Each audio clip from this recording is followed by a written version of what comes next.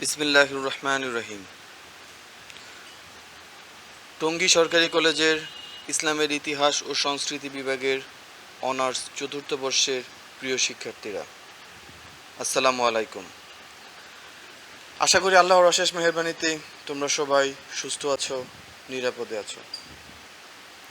আজ আমি তোমাদের ইসলামের অর্থনৈতিক ইতিহাস শীর্ষক শিরোনামের একটি বিষয় নিয়ে আলোচনা করব। আমাদের আজকের আলোচ্য বিষয় ইসলামী ব্যাংকিং ও এর বৈশিষ্ট্যসমূহ।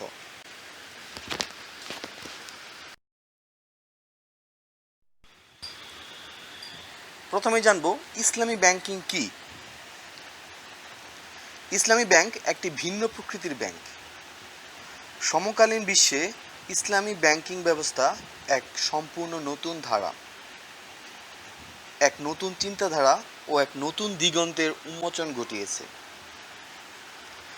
ইসলামী ব্যাংক হচ্ছে দ্বীন ইসলামের বিধান অনুযায়ী আর্থসামাজিক সুবিচার কায়েমের প্রত্যয়ে ইসলামী শরিয়া নীতিমালার ভিত্তিতে পরিচালিত একটি ব্যাংক।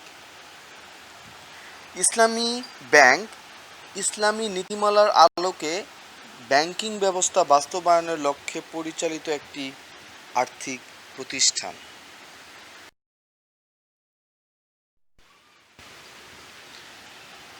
এবার জানব ইসলামী ব্যাংকের সংজ্ঞা সম্পর্কে।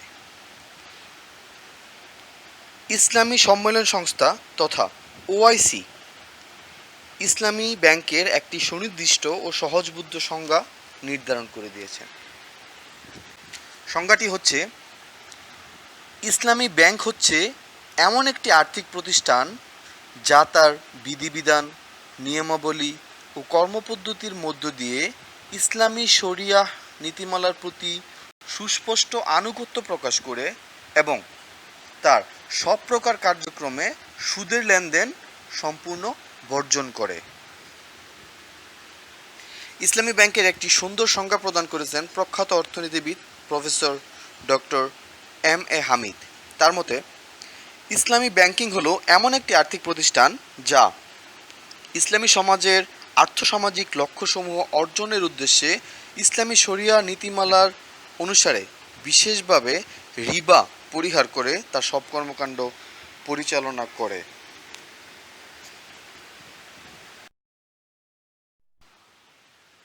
প্রিয় শিক্ষার্থীরা, এবার আলোচনা করব ইসলামী ব্যাংকের বৈশিষ্ট্য সম্পর্কে।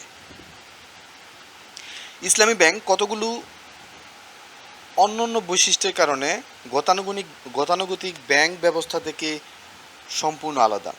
ইসলামী ব্যাংক তার লক্ষ্য অর্জনে স্বতন্ত্র নীতি ও কর্মধারা অনুসরণ করে।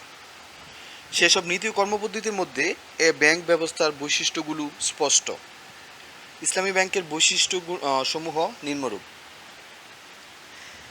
ইসলামী ব্যাংক একটি আদর্শ ভিত্তিক প্রতিষ্ঠান। ইসলামী অর্থ ব্যবস্থার একটি অবিচ্ছেদ্য প্রতিষ্ঠান হচ্ছে ইসলামী ব্যাংক। ইসলামী ব্যাংক ইসলামী অর্থ ব্যবস্থা তথা ইসলামী আদর্শেরই ফলশ্রুতি। ইসলামী ব্যাংক একটি আর্থিক প্রতিষ্ঠান। ইসলামিক ব্যাংক অর্থের লেনদেন সম্পূর্ণ করে, অর্থ জমা নেয় এবং আগ্রহী গ্রাহকদের কাছে অর্থ বিনিয়োগও করে। অর্থকে পণ্য ক্রয় বিক্রয়ের মাধ্যম হিসেবে ব্যবহার করে এ অর্থে এটি একটি আর্থিক প্রতিষ্ঠান। ইসলামী ব্যাংক সুদের পূর্ণ বিলুপ্তি ঘটায়। ইসলামী ব্যাংকের একটি মৌলিক বৈশিষ্ট্য হচ্ছে, এই ব্যাংক সুদের ভিত্তিতে কোনো প্রকার লেনদেন বা ব্যবসায় বাণিজ্য করবে না। ইসলামী ব্যাংক তার সব কার্যক্রমেই রিবা এড়িয়ে চলবে, তাই তা তহবিল সংগ্রহের ক্ষেত্রেই হোক অথবা বরাদ্দের ক্ষেত্রেই হোক। ইসলামী ব্যাংক তার লেনদেনের সুদ গ্রহণ বা প্রদান করে না। ইসলামী ব্যাংক শরিয়ার বিধান মোতাবেক পরিচালিত। ইসলামী ব্যাংক বলতে ইসলামী শরিয়া ভিত্তিক পরিচালিত ব্যাংককে বোঝায়। শরিয়ার সাথে সঙ্গতিপূর্ণ হওয়া ইসলামী ব্যাংকের সবচেয়ে গুরুত্বপূর্ণ বৈশিষ্ট্য। ইসলামী ব্যাংক ইসলামী শরিয়া নীতিমালা অনুযায়ী কার্যক্রম পরিচালনা করে। সুদের বিকল্প ব্যবস্থার প্রবর্তন। সুদের সর্বগ্রাসী অভিশাপ থেকে আর্থসামাজিক ব্যবস্থাকে মুক্ত করা এবং একটি বিকল্প ব্যবস্থার প্রবর্তন করা ইসলামী ব্যাংকের অন্যতম প্রধান নীতি ও গুরুত্বপূর্ণ বৈশিষ্ট্য। সুদের বিরুদ্ধে ইসলামী ব্যাংক এক আপোষহীন যুদ্ধে লিপ্ত। ইসলামী ব্যাংক বাণিজ্যিক প্রতিষ্ঠান হিসেবে টিকে থাকার লক্ষ্যে মুনাফা অর্জনের নানা উপকরণের উপর নির্ভর করে। টাকার কারবার নয়, পণ্যের ব্যবসায় নিয়োজিত। ইসলামী ব্যাংক টাকার ব্যবসায় করে না, পণ্যের কারবার নিয়োজিত করে।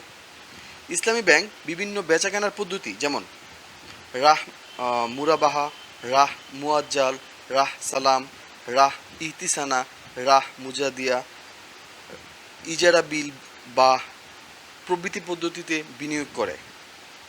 এসব বিনিয়োগ পদ্ধতিতে ব্যাংক কাউকে টাকা প্রদান করে না, বরং পণ্য সরবরাহ করে।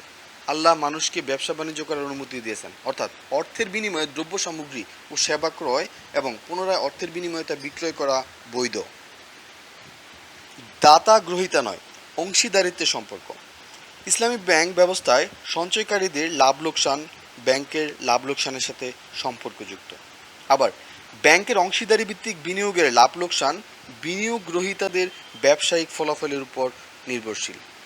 এখানে পারস্পরিক সম্পর্ক অংশীদারিত্বের, দাতা গ্রহীতার নয়। জাকাত ফান্ড গঠন। ইসলামী ব্যাংকের নিজস্ব জাকাত তহবিল আছে।